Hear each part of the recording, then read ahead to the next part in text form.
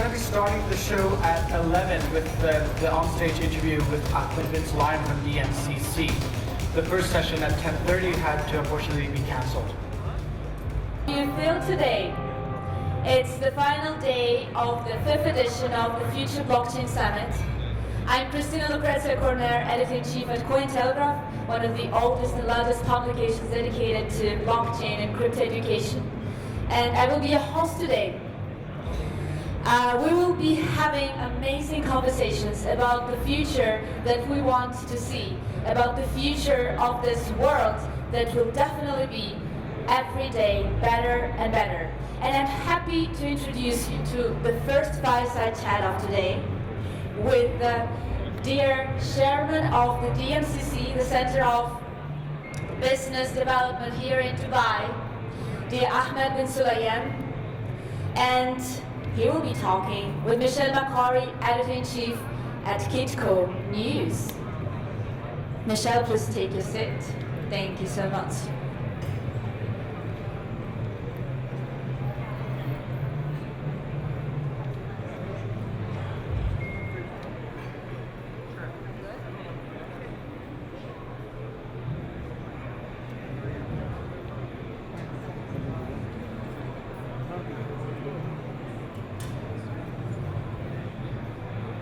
Great, good morning, great to be here. It's working? You've got to hold it really, really, really close to one's mouth. This is what I've learned here. Thank you so much, Christina. And yes, I would love to welcome to the stage Ahmed Bin Sulayem, which is, of course, the Chairman and Executive Director of the DMCC. صباح الخير يا أحمد.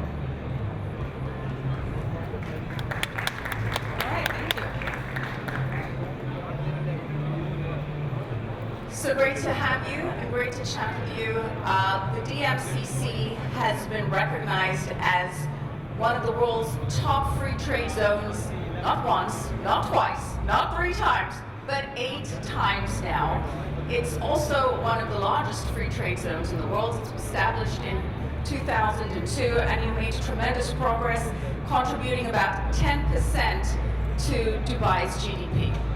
So firstly, congratulations on your huge success there. And now I understand that there's been tremendous focus towards crypto assets and digital assets. Traditionally, the role of the DMCC was to promote trade in commodities like gold and diamonds and tea and coffee, which we discussed earlier. We're both very big fans of. Let's discuss why you're seeing this shift, why you're promoting this shift to crypto and digital assets. Well, I represent a community of over 21,000 businesses. I joined the Dubai Multi-Commodity Center back in maybe May of 2001, before the unveiling of the project in April of 2002. And we get the feedback. We see the trends, we see the concepts, we engage with them a lot before the headlines pick it up, before the news brings it up. So we knew about the crypto business coming years before it became trendy in the news. I think one of our first crypto businesses was around 2015 or 16, and we only gave it a license of proprietary trading. We wouldn't not touch anything that has to do with handling other people's money until the regulatory framework was clear at that time. And we've, with all our sectors, whether it's tea, gold, precious metals, oil and gas, and diamonds, there's always a digital aspect to it. There's always some kind of development that comes from the community, whether it's new generation, whether it's a requirement from the industry. So we entertain all of this. We anticipated it. We just didn't know exactly when it was. So it's one of the reasons why we're leading today in the crypto sector with almost 500 members today. Right, and the Crypto Center, tremendous success, and you've just signed a deal for an accelerator fund with a VC firm. Brink, $150 million committed to that project. Tell us about that. Well, it's more from Brink's side, Yasin and Karim. Karim is at our stand in Hall 4. I'd suggest you guys come for a visit and engage with him on what would make sense for them to finance and support.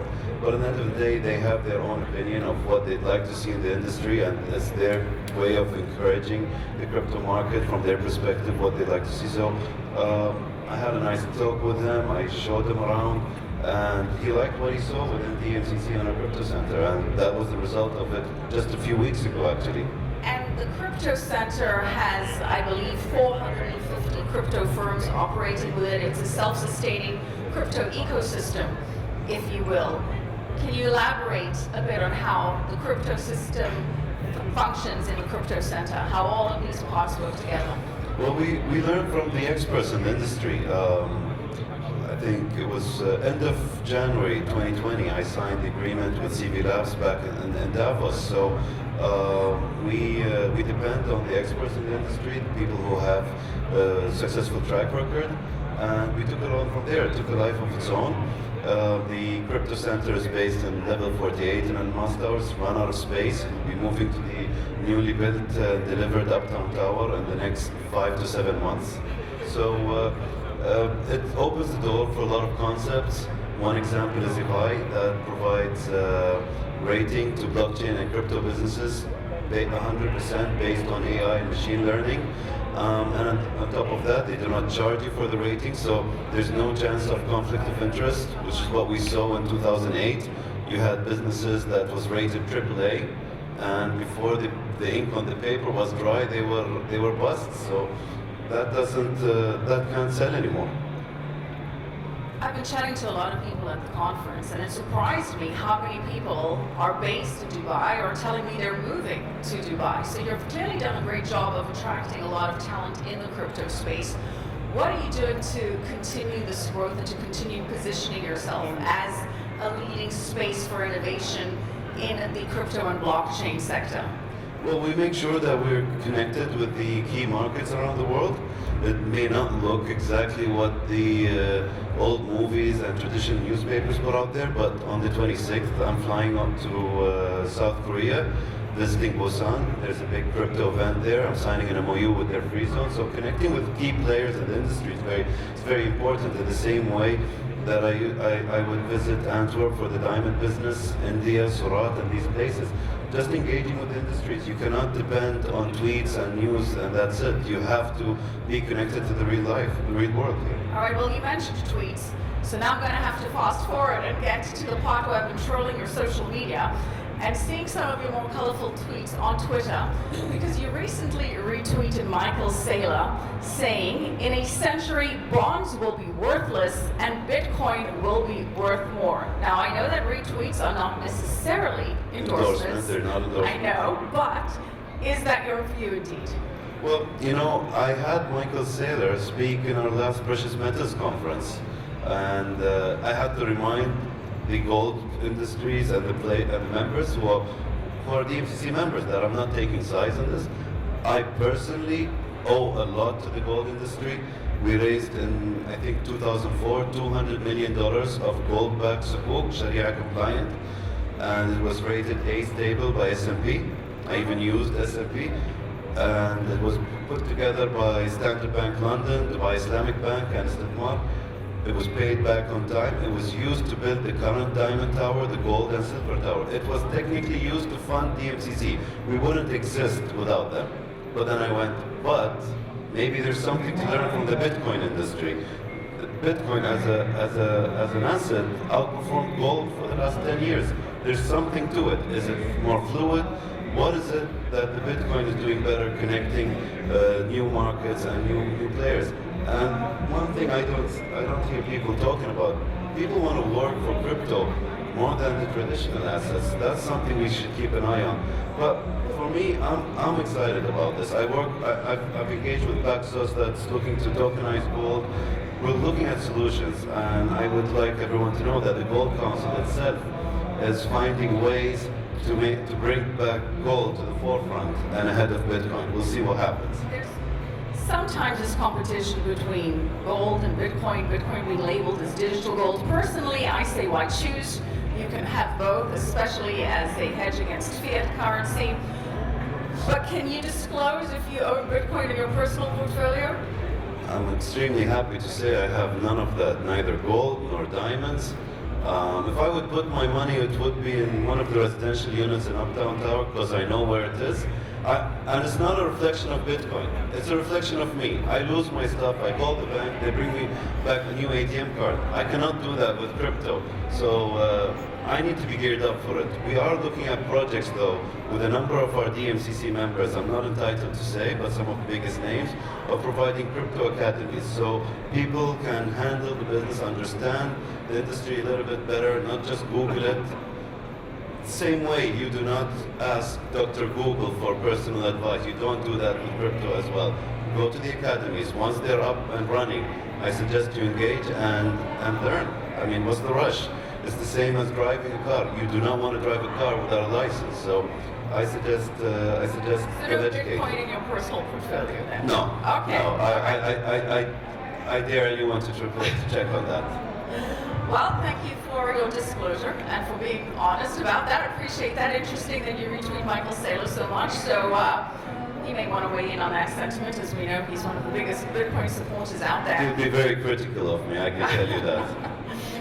Well, Bitcoin, as we know, has been hurt price-wise by the macro environment. You have your finger on the pulse of the entire commodity sector, so I'd like for you to weigh in on some of the factors we're seeing in the macro environment at the moment. And that, of course, is the strong dollar that's been impacting gold. It's been impacting Bitcoin, and we've also seen the U.S. Fed that's been very hawkish and increasing rates as it tries to fight inflation. How have you seen the strong U.S. dollar impact the commodity sector and the DMCC? Well, I think the general public will look at where the big institutions and governments follow. So you've seen big increased reserves in gold from multiple countries, Qatar, Russia, and a few others as well. So people follow these trends as an asset, but there's a bit of a growth in the property sector as well. We've noticed that as well. We've noticed some purchases are not really to move in, it's more of moving assets, moving cash around. I think if you're going to see any new product, maybe, I don't know when exactly, 2-4 years from now, you'll see a lot of water products, water futures, water warehouse certificates, and very likely water coins. I'm not entitled to say by whom and all, but that's the next trend I feel that people will be looking into. It's a very important security, and it's more liquid than the rest of the commodities. The one challenge that has been the industry has been critical of is it transferable? Can it move smoothly? And I believe it can. Empty oil tankers can fill it up with water using silicone coating or plastic coating, and it's been tested. And you'll see more development in that side. But in terms of the strong dollar impacting the commodity sector, have you had any sense of it being a potential issue? I know, again, back to your social media. No, it's all fine. I love Michael Saylor's point that the dollar keeps depreciating, and with Bitcoin you can't do that. I agree with him. I completely agree with him. It's one of the reasons I'm looking to put some of the cash in property. At least I know it's not going to quadruple. The same property with the same view is not going to quadruple and be replicated. And you certainly have had a tremendous success with the real estate in the DMCC and the buildings and structures that you've set up there. Let's focus, though, back on some of the stuff you've been tweeting. As I said, very colorful and interesting stuff. And you retweeted that a story from a U.S. congressman who's looking to introduce a gold standard bill into the U.S. As we know, Dubai, of course, is the city of gold.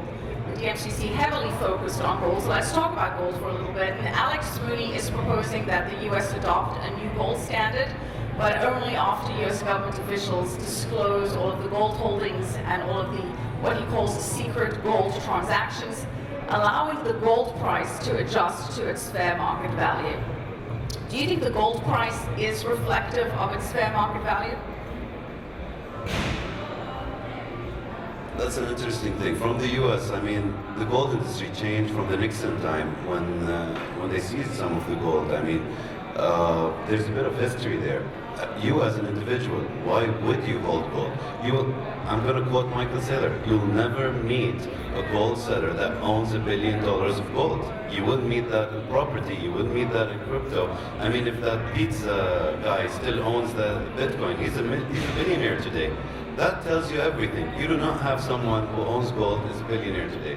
I mean, that's the challenge with the gold industry. I'm not saying it's gonna be ignored and forgotten. It would be utilized, but there are alternatives. Do you see a scenario where there is a return to a gold standard, though, as Congressman Mooney is proposing?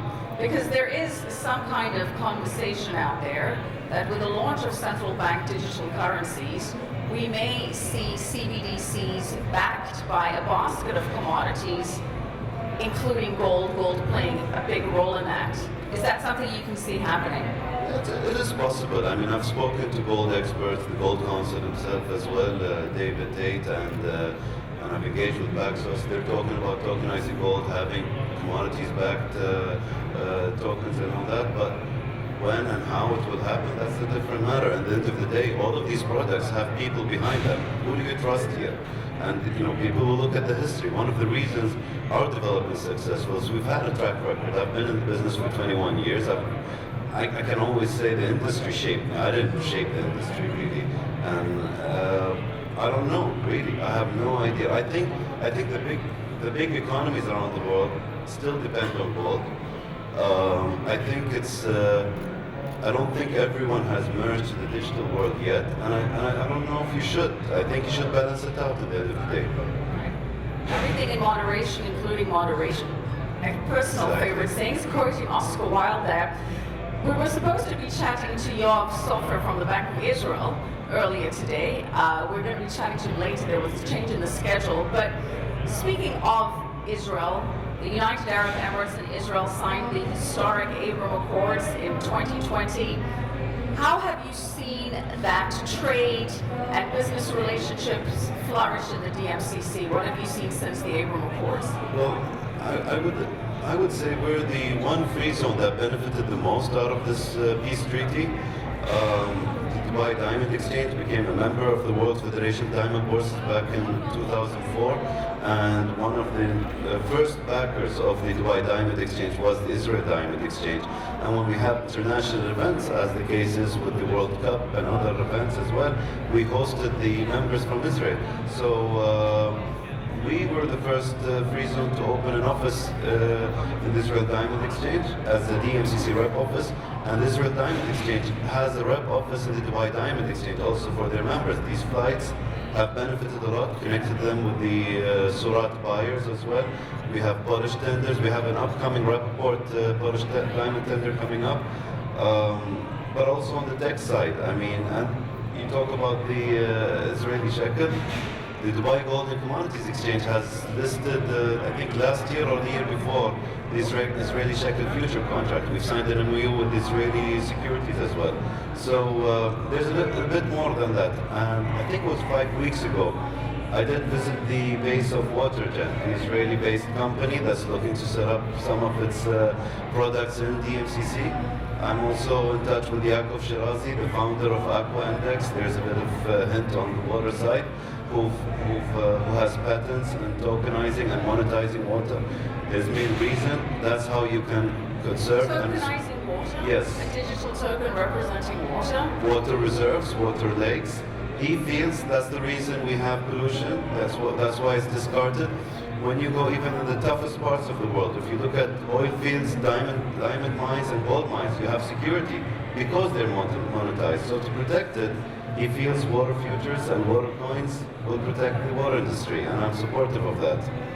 So you're saying that we're going to see a future where we're going to have digital tokens representing water. Who owns the water then? Is it? It depends where it comes from. There are reserves even in Texas. There are water reserves that are owned by entrepreneurs who want to sell futures in them as well. It depends from where, but it's a commodity that everyone knows its value, engages with, and will educate even further about. I mean, I don't put any water to make my coffee. If it's too alkaline, it destroys the coffee. It has to be acidic. With tea is the same. Some waters I'll just drink standalone. Kangen water that's ionized, or fresh water in Norway that's a bit too alkaline for coffee, but it's great to hydrate. So fascinating that this is a project you're working with that links the Abraham Accords, the Israeli developments there, as well as the crypto sector and the digital assets there. So finally, I want to get some personal insights, if you will, as we're running out of time here. The DMCC project wasn't really taking off until your leadership. Many had tried, but there were some issues in getting it off the ground.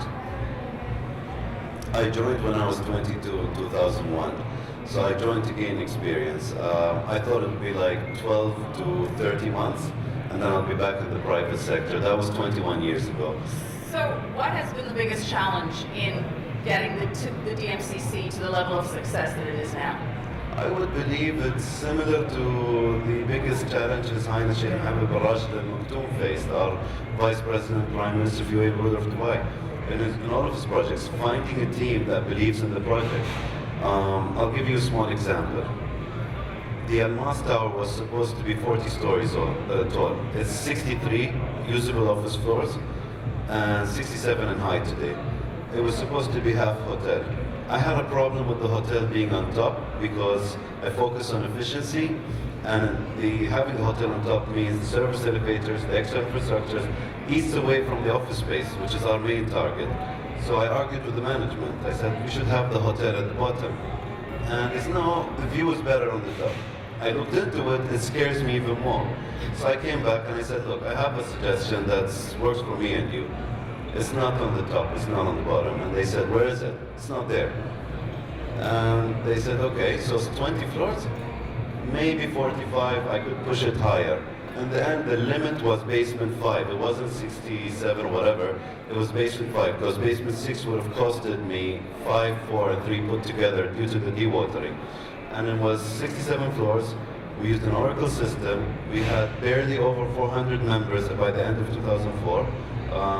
And only registered companies could come and buy. In the first 7 hours, we sold out the tallest office tower in the Middle East, tallest diamond tower in the world, to end users. And that set the tone for us. So compromise and working with people is one of the keys to your success. What do you tell yourself to self-motivate when things aren't really going so well? What do you tell your inner voice? What is your inner voice saying? Breathe for 5 minutes. That works. I'm usually a different person after 5 minutes. I look at other successes and their challenges. Sometimes it grounds me. All of the big players around the world didn't make it just like that. They all made mistakes, and just coming out of it is important. So we live in the real world. You will face mistakes. You will make assumptions. So it's something I'm very conscious of.